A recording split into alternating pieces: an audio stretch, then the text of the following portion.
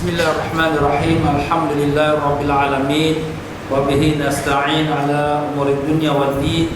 Allahumma shalli wa sallim wa barik ala habibir rahman wa sayyidil akwan al-hadir ma'a man shalla alaihi fi kulli zaman wa makan wa ala alihi wa sahbihi wa tabi'ihi bi ihsan. Rabbi shrah li sadri wa yassir li amri wa hlul 'uqdatam min lisani yafqahu qawli. Muslimin dan muslimat rahimakumullah. Assalamualaikum warahmatullahi wabarakatuh. Alhamdulillah, syukur kita pada Allah yang limpah kurnia taufik hidayahnya telah diperkenankan kita bersama-sama dalam rumah Allah yang mulia lagi barakah ini. Jangan lupa kita berni'tikaf. Bismillahirrahmanirrahim. Nawaitu sunnatul i'tikaf bihadzal masjid lillahi ta'ala. Sahaja aku berni'tikaf dalam masjid ini kerana Allah SWT. Ya, para jemaah sekalian, alhamdulillah kita telah bercuti selama 2 bulan daripada bulan Ramadan dan sampailah kita bulan Syawal, dan malam ini merupakan akhir daripada bulan Syawal. Dengan kesempurnaan Syawal yang mulia, saya ucapkan pada tuan-tuan dan puan-puan, minal aidin al-faizin al-maqbulin wa kullu 'am wa antum bi khair. Semoga semua kita daripada golongan yang menyambut hari raya yang dalam keadaan yang berjaya dan diterima semua amalannya. Semoga sepanjang umur kita dalam kebaikan. Amin ya rabbal alamin. Ya, para jemaah sekalian semua, apa khabar? Alhamdulillah, mudah-mudahan panjang umur, sehat walafiat, tambah iman dan takwa, dibukakan pintu makrifat, ditemukan kita dengan Rasulullah sallallahu alaihi wasallam. Allahumma amin ya rabbal alamin.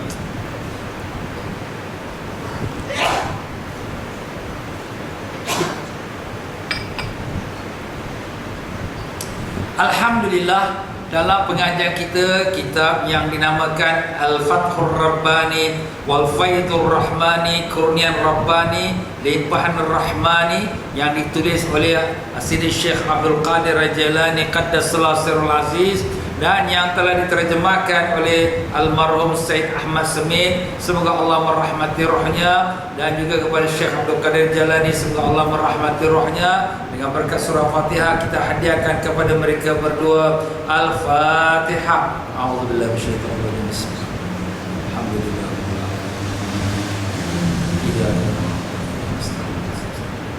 Shiratal ladzina Ya, para jemaah yang dimuliakan Allah, pada malam ini kita menyambung daripada pelajaran yang kita telah berhenti pada sebelum bulan Ramadan, iaitu di muka surat 110. Ya, di muka surat 110 dengan tajuk kecilnya, jangan ambil bicara orang yang menjadi ukuranmu. Jangan ambil bicara orang menjadi ukuranmu. Jadi maknanya jangan pedulikan apa orang berkata. Ya, dalam urusan kita dengan Allah, biarlah orang kata apa katalah, jangan diambil peduli dengan kata-kata mereka itu. Jadi berkata Sidi Syekh Abdul Qadir Al-Jilani Qaddasallahu Sirrul Aziz, semoga Allah Ta'ala sucikan rohnya yang mulia dan manfaatkan ilmunya kepada kita dunia dan akhirat. Amin. Katanya, wahai gulam, wahai budak, jika kau mahu dadamu lapang, hatimu baik, jangan sekali-kali mendengar apa kata orang, dan jangan memperdulikan bicara mereka itu. Subhanallah, tuan-tuan. Syekh Abdul Qadir Jalani bila bercakap ni, dia cakapan tu dia keluar daripada hati nuraninya. Hati dia itu ialah hati makrifat. Hati orang yang makrifat tu dilimpahi dengan ilmu laduni. Ilmu laduni itu adalah ilmu yang datang daripada Allah. Jadi seolah-olah ini adalah merupakan petunjuk Allah kepada kita melalui kekasihnya Sidi Syekh Abdul Qadir Jalani. Kalau kamu nak hati yang lapang, dada yang lapang, hati yang baik, maka jangan sekali-kali dengar apa kata orang. Jangan dengar apa kata orang, dan jangan pedulikan bicara mereka.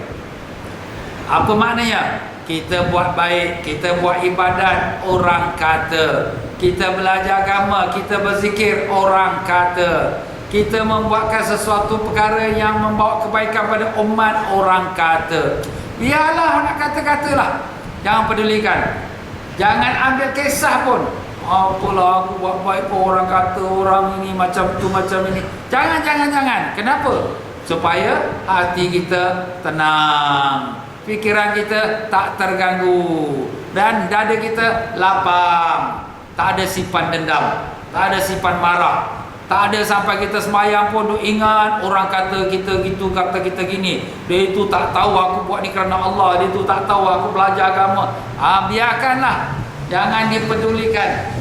Kita buat bodoh saja. Seolah-olah orang kata tu seperti anjing menyalak bukit. Biarlah dia salak 1000 tahun pun, takkan runtuh bukit yang dinyalaknya. Biarkan dia. Dia penat, dia berhenti lah. Macam tu.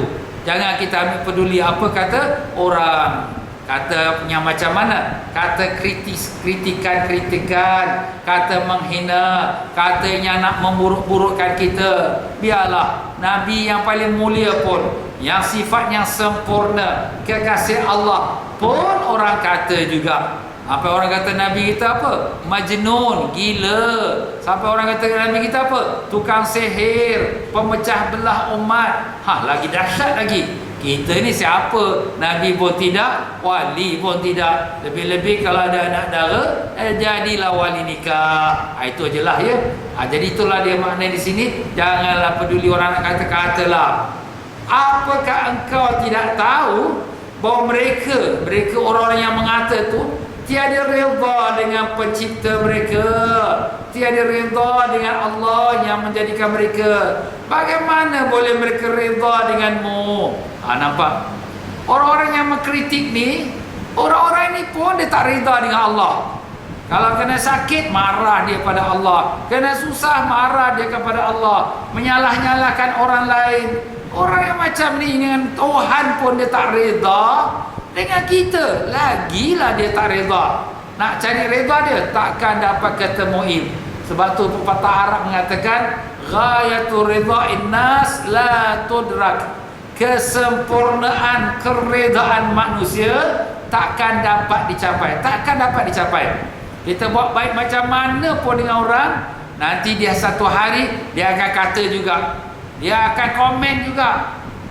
Depan kita baik, bagus, tapi belakang kita siap nanti macam-macam dia buka kita punya keburukan yang tak ada pun dia adakan. Pada orang yang mana? Orang yang pengkritik. Kalau orang yang beriman, orang-orang yang bertakwa, tidak macam tu. Sebab itulah di sini kita nak cari kawan orang yang bertakwa, yang menegur kita untuk menambahkan takwa kita pada Allah. Tak apa. Tapi bukan menegur kita dengan kritikan yang menyakitkan hati kita. Dia tengok kita sakit hati, dia tengok kita marah, suka dia. Kenapa? Dia berjaya menyakitkan hati kita. Tapi kalau kita McDonald, buat tak tahu je, kita hidup senang, bahagia, lagi dia geram. Dia ni aku kata dia macam-macam pun tak ada apa-apa dia. Reda saja dia, relax saja. Itulah orang yang beriman. Dia tak ada peduli apa orang kata-kata lah. Tidakkah kau tahu bahawa kebanyakan mereka, orang-orang yang mengkritik itu, tiada berakal, tiada berhati perut, dan tiada mempercayai. Orang-orang ni memang tak ada akal. Kalau dia ada akal, manusia mana yang tak ada buat silap, manusia mana yang tak ada salah. Janganlah benda yang kecil dibesar-besarkan. Diri sendiri pun ada buat silap juga. Kalau Allah nak buka kita punya silap kita, keaiban kita, satu dunia mencemoh kita. Tapi Allah tutupkan kita. Dah Allah tutupkan keaiban kita, janganlah kita buka keaiban orang, kita bukakan kesilapan orang. Padahal benda kecil kita jadikan dia besar-besar. Kenapa? Itulah menunjukkan mereka tak berakal, tak berhati perut, tak ada ihsan. Allah Ta'ala ihsan kepada kita. Allah Ta'ala beri kita rezeki walaupun kita berdosa. Allah Ta'ala tutupkan keaiban kita walaupun kita berdosa. Tetapi kenapalah kita pula suka menyusahkan orang? Orang yang macam ini tak ada hati perut. Sebab itulah Nabi kita sallallahu alaihi wasallam mengajar pada kita, apabila kita nak perlakukan pada seseorang, perlakukanlah seperti mana yang kita nak orang melakukannya kepada kita. Arti kata yang lain, kalau kita nak orang buat baik pada kita, kita buat baik pada orang. Arti kata yang lain, kalau kita tak mau orang aniaya kita, menyusahkan kita, jangan kita aniaya orang, jangan menyusahkan orang. Itu dia punya caranya. Aku buat macam ini kalau orang buat kepada aku ni, aku marah ni. Jangan buat pada orang. Kita kata orang, kita hina orang, kita mengumpat orang, kita fitnahkan orang. Kalau orang buat pada kau macam ni, kau suka tak? Tak suka. Marah tak? Marah. Jangan buat pada orang. Macam itulah satu prinsip yang mudah yang diajarkan oleh Nabi kita sallallahu alaihi wasallam. Bahkan sepanjang masa mereka berdusta dan tidak berkata benar. Orang-orang yang macam ini, maaf kata, munafik. Depan kita saja manis muka, tapi mereka ni tak ada jujur. La ilaha ula wa la ilaha ula. Apa Allah Ta'ala kata? Muzabzabina baina dhalik, la ilaha ula wa la ilaha ula. Mereka itu pertengahan, tak ke sebelah sana, tak ke sebelah sini. Maknanya apa? Tak ada pendirian. Depan kita, dia komen si Ali tu, dia kata orang tu. Dengan Ali pula, dia komen kita, dia kata kita pula. Dia ini batu api ni, bermuka-muka. Orang ini biasalah dalam masyarakat kita, apalagi masyarakat akhir zaman ni, banyak fitnah. Sebab itulah kita jangan pedulikan. Habis ustaz dia kata aku itu, dia kata ini, depan aku dia baik. Biarkanlah. Mereka tu dah memang Allah dah sebut dalam Quran dah, orang yang bermuka-muka. Biarkan. Jangan kita nak cuba cari ambil hati dia, kita nak mencari keredaan dia. Sudahlah, kita buat apa yang wajib atas kita, selebihnya serah saja pada Allah. Dia kata, dia komen kita, sudahlah, serah saja pada Allah. Rezeki kita di tangan Allah, bukan di tangan manusia. Walaupun dia majikan kita, walaupun dia bos kita, bukan dia yang beri kita makan. Yang beri kita makan ialah Allah Ta'ala. Ikutlah orang yang tiada mengingat apapun selain kepada Allah Azza wa Jalla. Jadi kita nak ikut siapa? Ikut orang yang ahli zikir, yang tak ada diingat malaikat Allah, tiada mendengar selain kepada Allah Azza wa Jal, yang sentiasa mendengar perintah Allah, orang-orangnya ahlu taqwa, tiada berhati selain kepada Allah, hati dia tidak ada lain melainkan Allah. Hasbi Rabbi Jallallah ma fi qalbi ghairullah Nur Muhammad sallallahu la ilaha illallah. Tiada apa dalam hatiku, ma fi qalbi ghairullah, selain pada Allah. Selain pada Allah tak ada dalam hatiku. Jadi begitulah hati orang-orang yang bertakwa ni, hati dah hanya niat pada Allah. Dengan orang seperti inilah kita mendampingi mereka, kita berkawan dengan dia, senang. Dia tak kata kita, dia tak komen kita. Kalaulah dia kata, dia nasihat kita, kau jangan buat macam ni, dosa. Marilah sama-sama kita pergi majlis zikir, marilah kita pergi qiyamul lail. Itulah dia punya perkataannya, membawa kita dekat kepada Allah Ta'ala. Bersabarlah menanggung penganiayaan manusia kerana semata-mata hendakkan redha Allah Azza wa Jalla. Manusia kata kita, komen kita, hina kita, padahal yang kita buat ni nak mencari keridhaan Allah. Kita jadi orang yang ahli Quran, kita jadi orang yang ahli zikir, kita jadi orang yang ahli ibadat. Kita nak cari apa? Cari masyhur, nama? Tidak. Kita nak cari keridhaan Allah. Orang komen, orang kata, ala nama aja ahli zikir, ala nama saja ahli ibadat, ala nama saja hafiz Quran, tapi macam tu, biarkanlah, bersabarlah kita. Kenapa? Karena itulah juga yang telah dilemparkan kepada orang yang lebih mulia daripada kita. Siapa dia? Rasulullah sallallahu alaihi wasallam. Ada siapa yang lebih mulia daripada Nabi kita? Ada sesiapa yang lebih sempurna daripada Nabi kita? Ada sesiapa yang lebih baik dan akhlaknya daripada Nabi kita? Tak ada.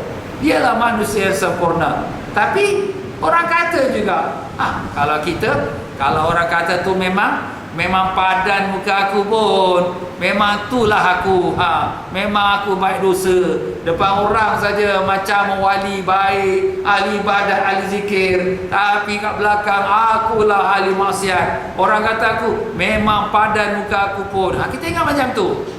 Malik bin Dinar rahimahullah taala, seorang wali Allah dan seorang ulama, sedang dia tawaf di keliling Baitullah. Satu orang perempuan tua panggil, "Wahai orang yang riak." Malik bin Dinar pun datang kepada orang perempuan tua ni. Boleh makcik ulangi lagi tadi panggilan kepada saya? Dia pun kata, "Wahai orang yang riak." Dia pun kata pada makcik ni, "Terima kasih makcik mengingatkan nama saya yang asli." Alamak, mengingatkan nama saya yang asli, mana akulah orang yang riak. Memang orang kata kita, memang akulah orang yang berdosa. Orang kata kita ni buat maksiat, memang kita buat maksiat. Depan orang aja kita baik, tapi hati kita riak, ujuk Mekah. Itu pun maksiat juga. Jangan kita ingat kita dah baik dah, tak ada orang boleh lebih daripada kita. Jangan. Kita tertipu dengan diri kita. Nampak tuan-tuan? Janganlah kita peduli pada orang. Kita sabarlah, bahkan kita menerima kata-kata orang itu sebagai peringatan Allah. Jadi bila orang kata kita ni, seolah-olah apa? Seolah-olah Allah memperingatkan kepada kita, "Hei, jaga, engkau ni ibadat zahir aja, tapi maksiat ada banyak lagi. Hei, jaga, engkau ni nampak aja taat, tapi riak engkau ni, megah engkau ni." Kita ingatkan apa yang orang komen tu sepertilah teguran Allah kepada kita.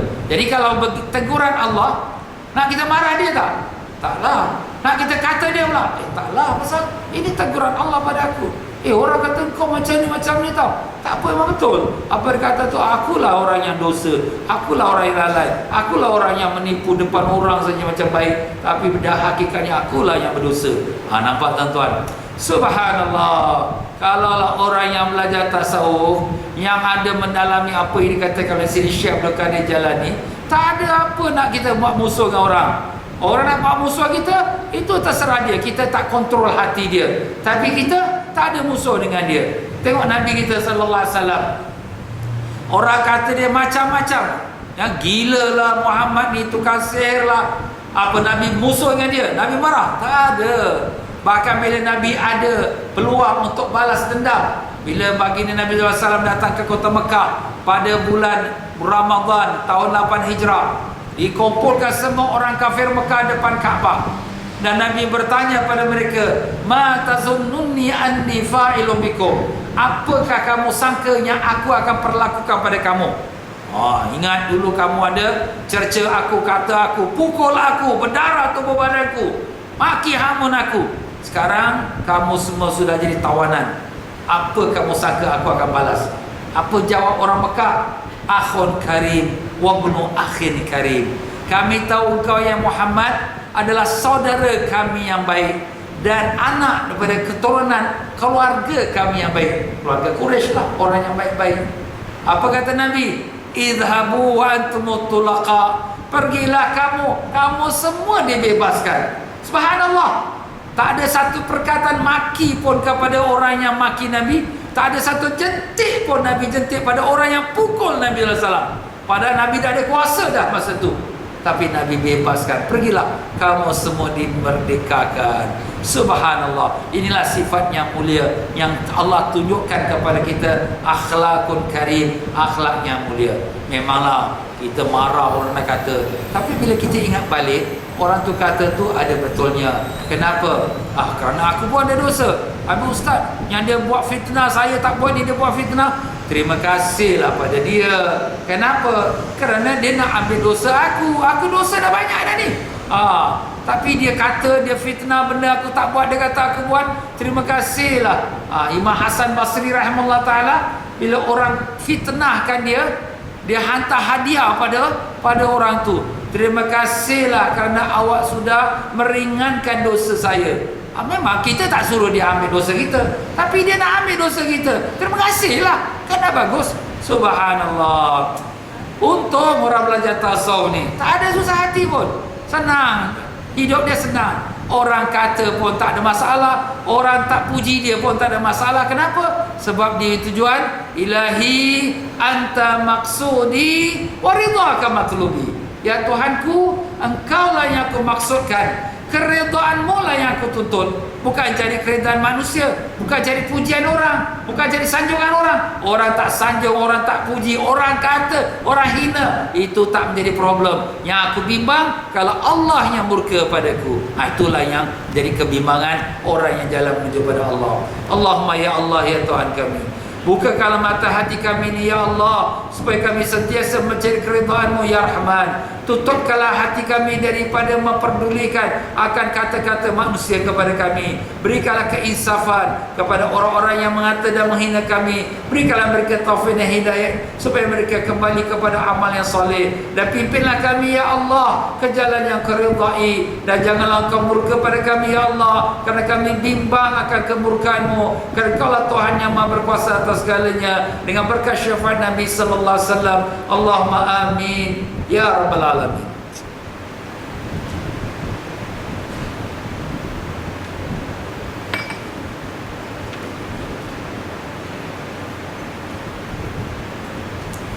Inilah cara Allah mendidik para hamba-Nya yang terpilih, yang banyak ibadat.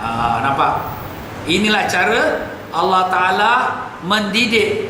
Mendidik itu mana mengajar hamba yang terpilih. Lagi kuat ibadat kita, lagi banyak cubaan Allah pada kita. Jangan ingat bila kita kuat ibadat, belajar, zikir, tahajud, kita dah senang, kita no problem. Pasal kita buat ibadat pada Allah. Jangan kamu salah sangka. Lagi kuat ibadat kita, lagi banyak lagi cubaan Allah pada kita. Sebab tu Nabi sallallahu alaihi wasallam bersabda, asyaddun nasu bala'an al-anbiya. Orang yang paling banyak sekali cobaannya ialah para nabi-nabi. Tsummal ladzina yalunahum, tsummal ladzina yalunahum. Kemudian orang yang berikutnya.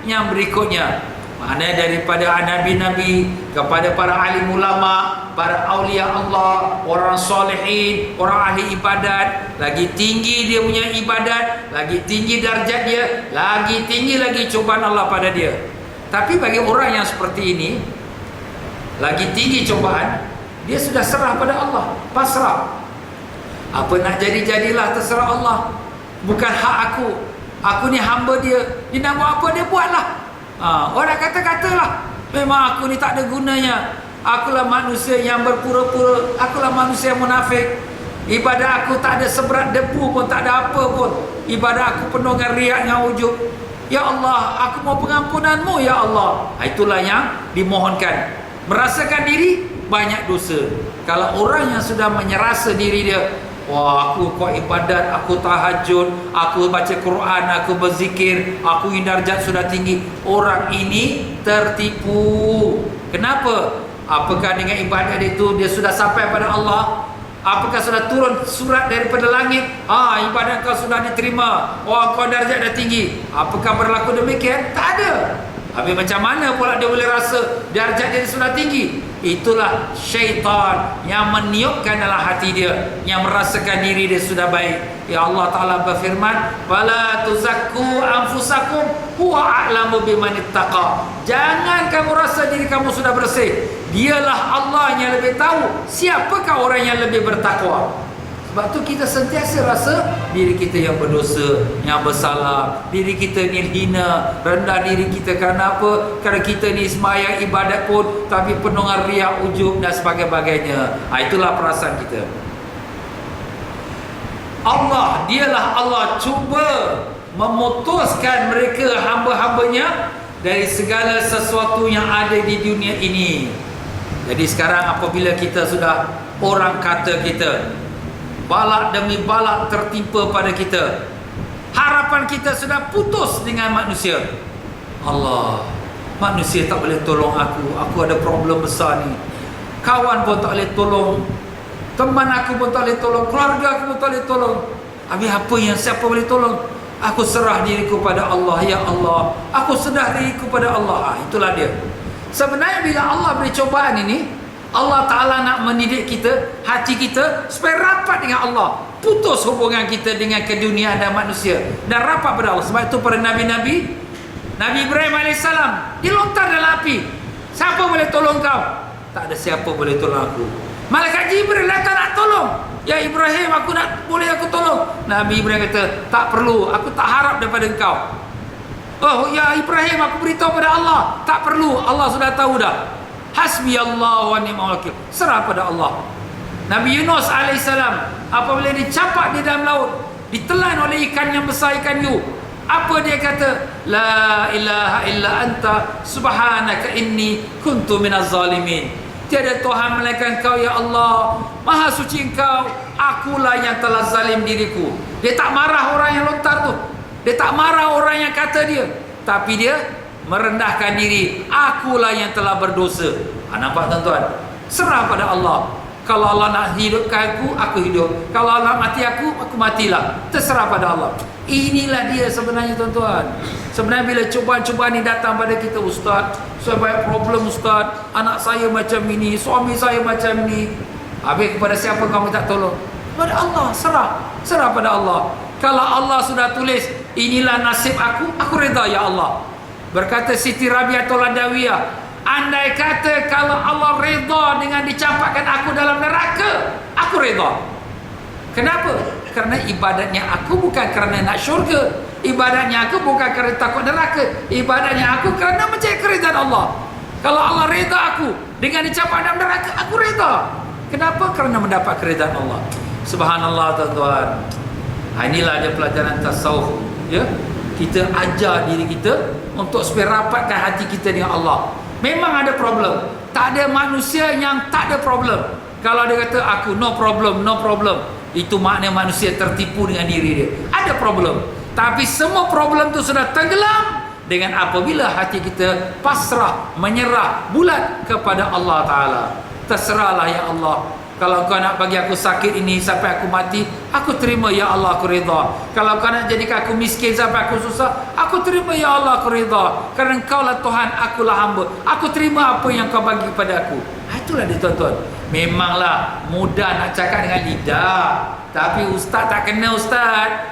Saya ni dah rasa dah. Memang itu biasa orang cakap lah tu.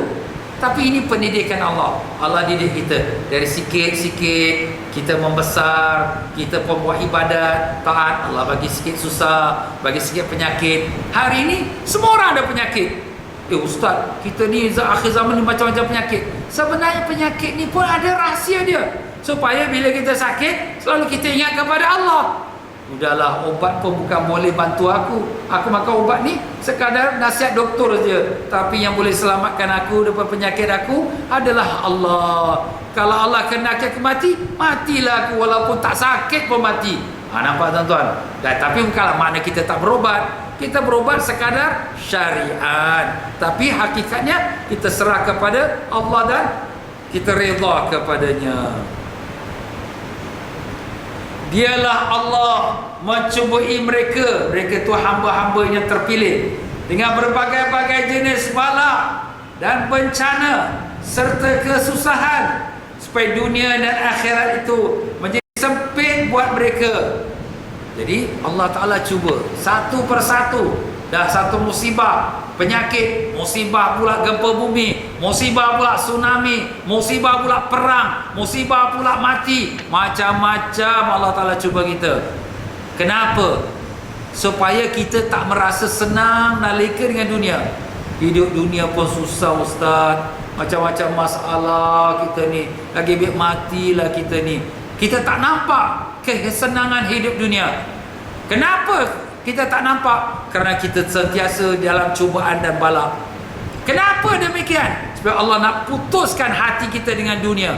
Dunia pun kita dah putus, akhirat pun kita dah putus. Maksud putus akhirat, tak ada letak harapan pada akhirat. Harapan kita hanya kepada Allah. Ibadat aku tak bawa aku ke syurga. Ibadat aku pun banyak yang salah. Ibadat aku ni banyak yang riak. Amalan aku pun banyak yang salah. Jadi harapan kita untuk dunia dah tak ada dengan balak bencana. Harapan untuk akhirat pun dah tak ada dah, kerana amalan kita tak sempurna. Habis pada siapakah harapan kita?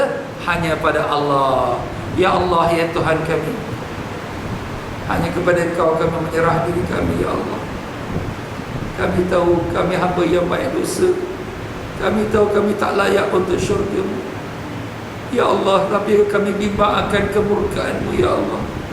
Tapi kami lemah, ya Allah. Banyak kesalahan kami dan dosa kami. Ampunkanlah kami, ya Allah. Pimpinlah kami ke jalan yang Kau ridai, ya Allah. Bukakanlah pintu ma'rifat-Mu kepada kami, ya Allah. Janganlah Kau biarkan kami tertipu dengan hidup dunia ini, ya Allah. Janganlah Kau biarkan kami tertipu dengan nafsu dan syaitan, ya Allah. Kami lemah, kami tak kuat, ya Allah. Bantulah kami, ya Allah, dengan berkat syafaat Nabi kami Rasulullah sallallahu alaihi wasallam. Allahumma amin ya rabbal alamin. Allah. Macam itulah dia tuan-tuan. Janganlah kita risau sangat dengan dunia ni. Memang dunia tempat cubaan. Ad-dunya darul bala wal akhiratu darul jaza. Setiap kali imam khutbah Jumaat, bila dia nak akhir sekali, dia berkata, ad-dunya darul bala wal akhiratu darul jaza. Dunia inilah rumah cubaan dan akhirat adalah rumah pembalasan. Jadi kalau namanya dunia, akan ada cubaan. Kita jangan ingat orang kaya senang, happy, tak ada masalah. Dia pun ada masalah juga, cuma kita tak nampak. Macam itulah juga pada orang-orang yang miskin. Memang masalah, tapi dia akan dapat senang bila hati dia tu sudah pasrah, menyerah kepada Allah. Jadi cubaan Allah Ta'ala mula dari bawah arash Allah, menurun ke lapisan bumi untuk memfanakan kewujudan mereka. Memfanakan itu maknanya melenyapkan kewujudan, keberadaan mereka, hamba-hambanya dipilih Allah. Jadi bila kita dah susah, dah tersempit, hidup kita masalah, problem, penyakit, orang kata, apa jadi hidup kita? Sudahlah, aku serah pada Allah. Tak nampak lagi lah diri kita ni. Aku boleh buat itu, aku boleh buat ni, aku balas balik, aku kata dia balik. Nak tulis balik masuk dalam Facebook, kita nak tulis balik masuk dalam Twitter, kita lawan balik. Tak payahlah, aku dah tak ada apa dah. Aku serah pada Allah. Dia tak nampak lagi lah pada diri dia, aku ahli ibadat, aku ahli taat, aku ahli, tak nampak dah. Serah pada Allah lah. Allah Ta'ala lah yang pemelihara aku. Dialah yang akan menyelamatkan aku. Ya Allah, aku serah diriku padamu, ya Allah. Itulah dia tuan-tuan dan puan-puan. Allah Ta'ala jadikan ni semua cubaan ini sebab ada hikmahnya, nak angkat darjat hamba itu lebih tinggi, lebih tinggi. Kita kata, Ustaz, dia tu kata wali Allah, tapi susah pula. Kenapa pula susah? Kan wali Allah, kan Allah sayang. Kita tu, dia tu ulama, sakit pula, teruk pula. Kenapa dia ulama? Kan doa dia mustajab. Dia tu orang ahli ibadat, ahli zikir, kenapa pula difitnah orang? Jangan kita terkejut. Nabi SAW pun dikata orang, Nabi SAW dihina orang, dimaki, bahkan dilontar batu lagi sampai seluruh tubuh badan Nabi berdarah. Orang kata kita, tapi tak ada lontar batu pun. Kalau lebih-lebih dia komen dalam Facebook dah, di Twitter lah, macam-macam. Tapi tak ada lontar batu pun, tak ada apa pun. Tapi kadang-kadang manusia bila dia lupa kepada Allah, itulah tibur tertekan jiwanya. Tapi kalau kita ada dengan Allah, tak ada apa masalah, no problem, serah pada Allah Ta'ala.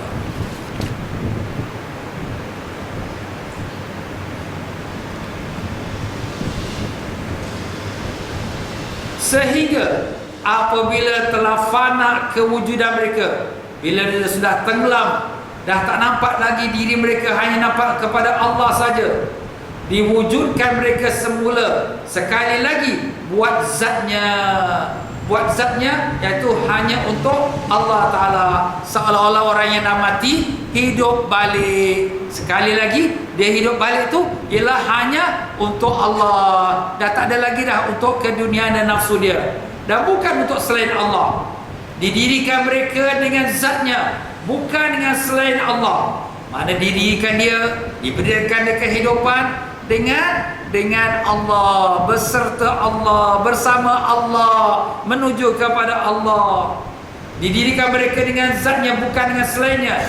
Dan diolahnya, dipersesuaikan dia semula sebagai kejadian yang baru, sesuai dengan firman Allah Ta'ala, a'udzubillahi minasyaitonir rajim, thumma ansha'nahu khalqan akhar fatabarakallahu ahsanul khaliqin. Kemudian kami bentukkannya semula sebagai kejadian yang baru.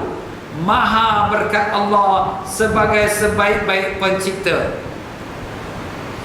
Ayat ini sebenarnya asalnya menceritakan bagaimana Allah Ta'ala jadikan benih manusia pada setitis air mani, kemudian menjadi segumpal darah, kemudian menjadi seketul daging, kemudian dijadikan dia insan, dan kami jadikan dia khalqan akhar, jadikan dia satu bentuk ciptaan yang baru.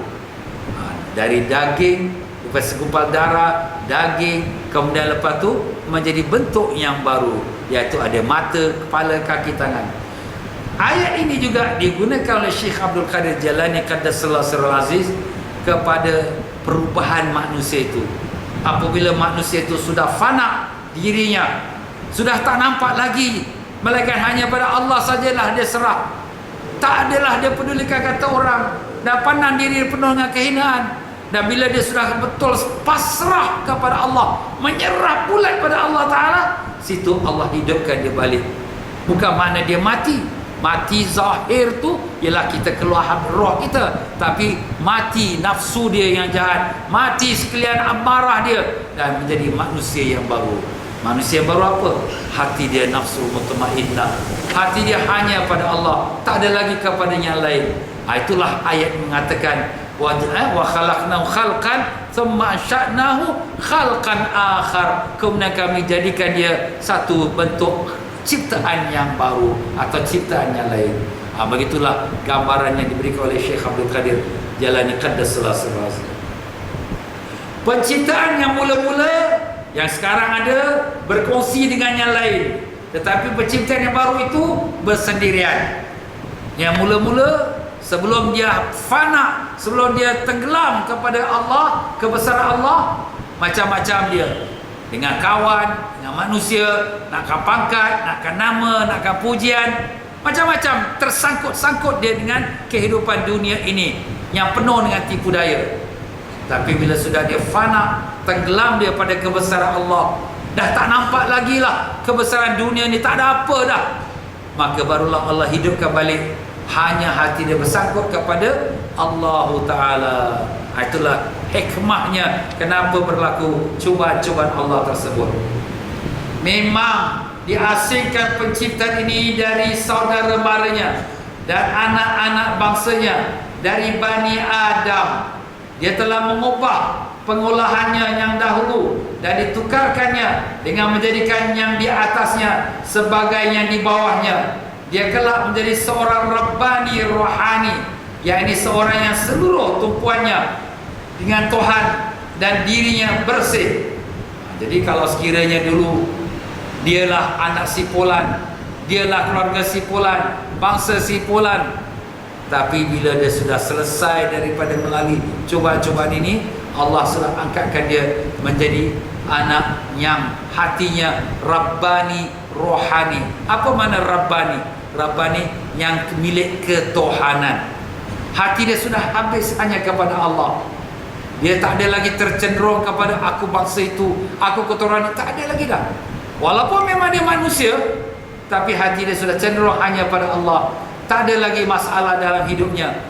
Masalah keliling pinggang, tapi hati dia tak ada menghadapi masalah. Kenapa? Kerana hati dia hanya bersama dengan Allah Subhanahu Wa Taala.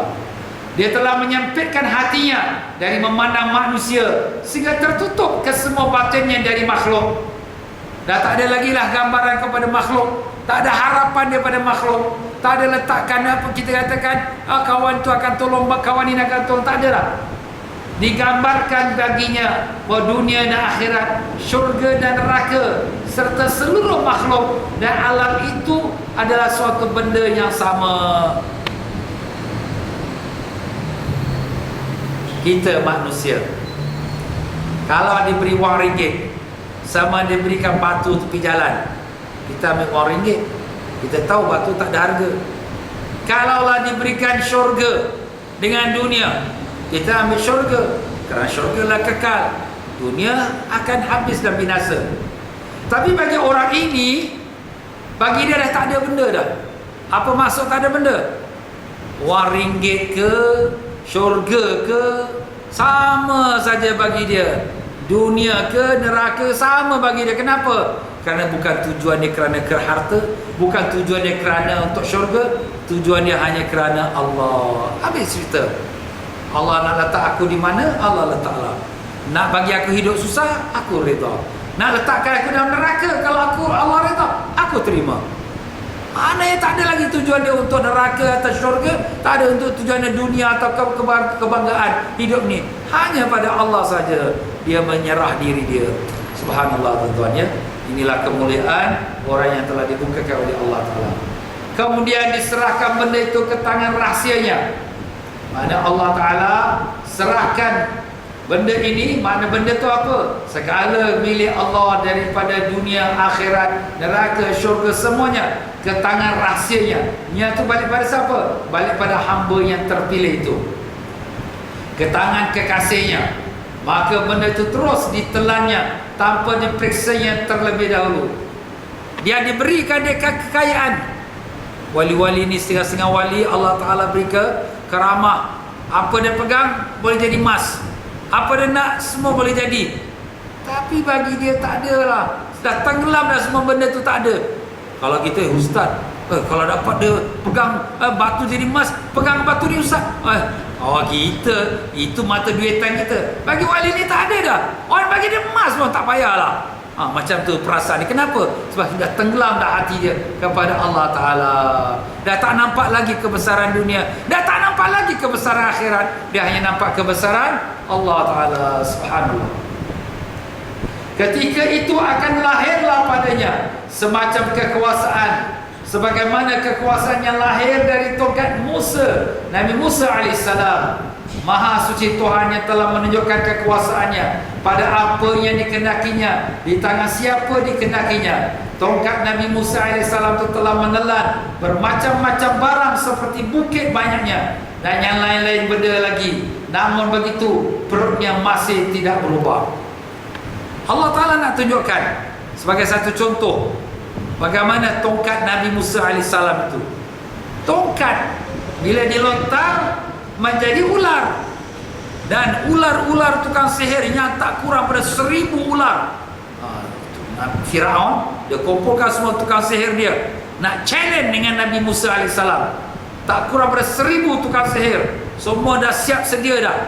Bila mereka lontar tongkat-tongkat mereka, semua jadi ular. Orang pun semua orang tengok dah takut. Nabi Musa alaihissalam diperintah Allah, lontarkan tongkat engkau. Tiba-tiba tongkat Nabi Musa jadi ular yang lebih besar, makan semua ular-ular itu. Apabila makan, ditelannya, maka apakah ular Nabi Musa itu akan menjadi gemuk kerana makan ular sawa, dah makan satu ekor kambing, dah berat dah? Tak ada, sama saja. Maksudnya begitulah Allah beri kepada wali-wali Allah, kekasih-kekasih Allah. Dengan kekayaan dunia Allah beri di tangan mereka. Nak apa saja cakap jadi, pegang apa saja jadi emas. Nak apa saja semua dia dikabulkan Allah Ta'ala. Apakah dia tamak dengan kekayaan dunia yang kuasa Allah beri pada dia sehingga dia mengumpul harta yang menjadi orang kaya raya? Tak ada. Sama juga tak berubah. Semacam mana tongkat Nabi Musa alaihissalam sudah telan beribu ular pun sama juga saiz dia, tak ada menjadi gemuk. Macam tu juga, begitulah dia orang yang sudah diberi Allah. Jadi bukan sebarang orang yang Allah beri kepada mereka kelebihan kekuasaan. Allah beri kepada orang yang sudah hati dia tak ada pada keduniaan lagi. Kalau bagi pada kita, habis kita jadi, maaf kata, hamba dunia pula. Nak cari emas, di dalam bukit, nanti jin bawa keluar. Nak cari emas kat dalam gunung, nanti jin bawa datang. Macam-macam sampai dia bertapa berbulan-bulan, bertahun-tahun, tapi tak datang-datang juga jin bawa emas, ya. Itulah ibaratnya orang yang membuat ibadat kerana keduniaan. Allah Azza wa Jalla memperlihatkan kepada mereka bahawa yang demikian itu adalah kekuasaan, bukan hikmah atau ilmu pengetahuan. Kekuasaan Allah ni Allah beri siapa Allah kehendaki. Seperti Allah beri pada Nabi Musa kekuasaan tongkat menjadi ular, itu siapa yang Allah kehendaki, bukan dengan kerana ilmu. Kita ni belajar, kita dah ibadat, kita dah kuat dah ibadat kita ni, kita dah belajar dalam, dah tinggi dah, Allah beri pada kita apa yang diberi pada kekasih-kasih. Tidak. Kenapa? Sebab ibadat kita belum mencukupi. Kenapa? Kerana ibadat kita masih kita sandar kepada ibadat aku itu, ibadat aku ini. Masih nampak diri dia yang beribadat, dia tak nampak diri dia yang baik dosa, dia tak nampak diri yang hina, tapi nampak diri yang kebaikan dia. Itulah sebab Allah tak beri pada mereka. Jadi orang yang semata-mata ada ilmu, belum lagi tahu dia akan diberikan kekuasaan oleh Allah Ta'ala. Sebab apa yang dibawa oleh para penyihir Firaun, sebab apa yang dibawa oleh para penyihir, iaitu tukang-tukang sihir Firaun pada hari itu adalah kebijaksanaan dan keilmuan. Namun apa yang lahir daripada tongkat Nabi Musa AS semata-mata kekuasaan yang datang daripada Allah Azza wa Jalla, yang berupa suatu hal yang luar biasa dan mukjizat bagi seorang rasulnya. Lantaran itu, ketua tukang-tukang sihir itu berkata kepada seorang dari sahabatnya, cuba lihat kepada Nabi Musa AS, bagaimana keadaannya bila hal itu berlaku, bila tongkatnya menjadi ular, makan ular-ular tukang sihir. Maka dia menjawab bahawa Nabi Musa AS sendiri telah berubah wajahnya bila dilihatnya tongkat itu bertindak seperti itu. Lalu ketua tukang sihir itu pun berkata, ini sebenarnya dari perlakuan Allah Azza wa Jalla, bukan dari perbuatan Nabi Musa. Kerana seorang tukang sihir tentu tidak akan takut sihir yang dibuatnya, sama seperti orang yang membentuk sesuatu tidak akan takut dari apa yang dibentuknya. Maka kerana itulah para tukang sihir Firaun telah percaya Nabi Musa AS, lalu beriman dengannya dan menurut agamanya. Jadi apabila Nabi Musa AS melontar tongkatnya, tongkat menjadi ular dan makan semua ular-ular tukang sihir, Nabi Musa AS merasa terkejut. Kenapa? Sebab dia tak tergambar yang tongkat dia jadi ular, ularnya satu yang kurus tapi boleh telan begitu banyak ular-ular yang begitu banyak. Jadi tukang sihir, ketua cik tukang sihir kata pada salah satu sahabat, kau tengok apa yang berlaku pada Nabi Musa. Itu Nabi Musa dalam keadaan terkejut, berubah wajah Nabi Musa. Tak sangka Nabi Musa yang berlaku demikian. Kemudian bila sahabat ni bagi tahu kepada ketua cik tukang sihir kata, orang yang benar sihir, dia takkan takut dengan sihirnya, kerana dia yang buat sihir tu dengan ilmu dia. Tapi kalau ini Nabi Musa sendiri sudah mula takut daripada apa yang berlaku di tongkat itu, makan semua ular-ular. Ini bukan daripada Nabi Musa, ini bukan sihir, ini daripada Allah Ta'ala, Tuhan Rabbul Alamin. Sebab itulah tukang-tukang sihir itu pun mengatakan, amanna birabbi Musa wa Harun, kami beriman dengan Tuhan Nabi Musa dan Tuhannya Nabi Harun alaihi wassalatu wassalam. Nampak tuan-tuan, itulah kebesaran Allah Ta'ala. Allah Ta'ala berikan kekuasaan itu kepada hamba-hambanya terpilih. Tapi untuk meningkat pada hamba terpilih akan ada cobaan. Tetapi di sini bila kita kena cobaan, jangan pula kita terasa, akulah hamba yang terpilih ni, akulah dah jadi wali, Allah cuba aku. Jangan. Bila kita kena cobaan, kita kena sakit, orang fitnah, orang kata, kita kena buat kerja, ataupun majikan marah pada kita, orang membuatkan perkara tak baik pada kita, apa kita ingat? Aku ni memang orang jahat, sebab tu orang kata aku macam ni. Aku ni memang banyak dosa, sebab tu lah orang buat aku supaya Allah nak ringankan dosa aku. Jadi selalu kita ingatkan demikian. Kalau kita terasa, tak apa, Allah nak angkat darjat aku, Allah nak angkat darjat kau. Siapa engkau? Dosa banyak kau ni. Kita ingatkan diri kita. Jangan perasanlah Allah nak angkat darjat kau. Tapi kalau kita dengan orang lain, kita nampak satu ulama tu sakit, kita nampak satu orang alim tu kena cobaan, kita nampak satu orang yang baik tu difitnah, kita kata apa? Allah nak angkat darjat dia. Itu untuk orang lain tak apa. Kita kata pada dia, Allah nak angkat darjat kau. Tapi kalau untuk diri kita, jangan sama sekali perasaan yang Allah angkat darjat kita. Tapi kita letakkan perasaan, Allah nak bersihkan dosa aku. Aku banyak sangat dosa. Inilah sebab kenapa Allah jadikan begini kepada diriku. Itulah dia tuan-tuan dan puan-puan. Ya Allah, ya Tuhan kami, pimpinlah kami ke jalan yang Kau ridai. Bukakanlah mata hati kami supaya kami mengenal Kau dengan sebenar pengenalan. Kami tahu hati kami gelap, kami tahu hati kami sempit, kami tahu hati kami penuh dengan dosa. Ya Allah, tiada siapa yang dapat mencahaykan hati kami melainkan Kau. Tiada siapa yang dapat melapangkan hati kami melainkan Kau. Tiada siapa yang dapat memimpin hati kami melainkan Kau. Pimpinlah kami ke jalan yang Kau redha, ya Allah. Engkaulah tujuan kami. Kepada keredaan-Mu lah yang menjadi tujuan dan matlamat kami. Kurniakanlah kami akan kasih sayang-Mu dan kemarifat-Mu, ya Rabbal Alamin. Allahumma ya Allah, jadikanlah kami hamba-hamba yang selalu bersyukur padamu dan bersabar atas sekalian cobaan-Mu dan redha atas sekalian qada dan qadar-Mu dengan berkat syafaat Nabi sallallahu alaihi wasallam. Allahumma amin ya Rabbal Alamin. Baiklah tuan-tuan dan puan-puan, kita berhenti pada tajuk berikutnya. Jangan cuba lari daripada Allah. Wallahu alam. Baiklah tuan-tuan dan puan-puan rahimakumullah, sebelum kita akhiri majlis kita ini, marilah sama-sama kita bacakan Fatihah kepada saudara kita yang sedang sakit, iaitu saudara Abdul Aziz bin Abdullah. Mudah-mudahan Allah SWT segerakan penyembuhan sakitnya dan diberikan dia kesabaran dalam menghadapi cobaan dan menjadikan sakitnya itu sebagai penebus dosa-dosanya dan mengangkatkan darjatnya dengan berkat syafaat Nabi Rasulullah SAW. Al-Fatihah. A'udzubillahi minasyaitonir rajim. Alhamdulillah. Iyyaka na'budu wa iyyaka nasta'in.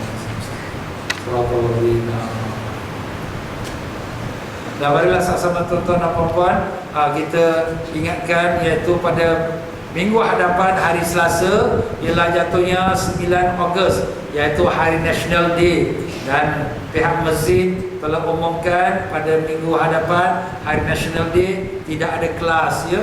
Jadi kita patuh saja. Jadi kelas kita pada Hari National Day 9 Ogos tidak ada. InsyaAllah kita akan menyambung pada minggu yang berikutnya.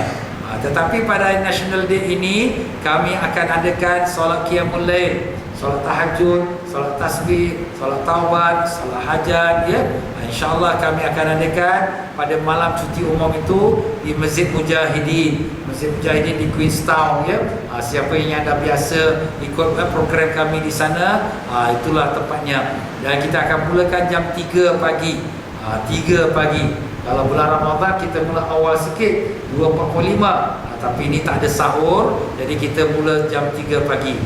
Kalau mungkin ada yang tak ada kenderaan, boleh datang ke masjid lebih awal sebelum tengah malam dan kemudian berehat di sana i'tikaf. InsyaAllah jam 3 pagi kita akan mendirikan solat qiyamul lail. Ajaklah saudara mara kaum keluarga. Mungkin kalau kita sebelah timur ni tak sempat ke sana, ada kawan-kawan kita dan saudara mara sebelah Jurong, sebelah Queenstown, kita beritahu pada mereka, Ustaz ada qiyamul lail tau, malam National Day. Malam National Day itu maknanya hari Senin malam Selasa, Selasa pagi jam 3 pagi. Selalu biasanya kalau hari cuti umum orang-orang nak tidur, ya. Kalau subuhnya waktu tiap-tiap hari bangun pagi, tapi bila public holiday dia bangun pukul 10 pagi. Pasal public holiday, subuh pun holiday. Kita tak mau. Kita nak jadikan public holiday masa untuk kita mendekatkan diri kita kepada Allah Ta'ala. Dan insyaAllah tuan-tuan dan puan-puan, kita akan mengadakan majlis Rasulullah sallallahu alaihi wasallam dan majlis zikrullah pada hari Sabtu 13 hari bulan Ogos, selepas pada National Day 13 Ogos hari Sabtu, iaitu bertempat di Masjid Hasanah, kerjasama pihak kami MHDS dengan LPM Masjid Hasanah. Jadi pada hari Sabtu 13 Ogos dari jam 6.30 petang, yang di mana kita akan mulakan dengan zikir munajat, dan kemudian lepas tu lepas maghrib ada ceramah para asatiza, dan lepas isyak kita akan adakan iaitu majlis Rasulullah SAW, Maulidir Rasul, serta ceramah-ceramah tazkirah. Jadi tuan-tuan dan puan-puan ya, silalah ajaklah keluarga. Kita pun dah lama tak buat Maulidir Rasul ya, mungkin dah 3-4 bulan dah. Jadi kita hidupkan kasih sayang cinta kita kepada Rasulullah sallallahu alaihi wasallam. Baiklah saja tuan-tuan dan puan-puan, maaflah kalau ada apa kata saya mungkin tersilap kata, tersinggung perasaan. Yang benar semua daripada Allah, yang salah silap pada kelemahan diri saya sendiri. Marilah sama-sama kita baca istighfar, mohon ampun daripada Allah. Astaghfirullahaladzim, Astaghfirullahaladzim, Astaghfirullahaladzim. Subhanakallahumma wa bihamdika, asyhadu an la ilaha illa anta, astaghfiruka wa atubu ilaik. Wabillahi taufiq wal hidayah. Wassalamualaikum warahmatullahi wabarakatuh.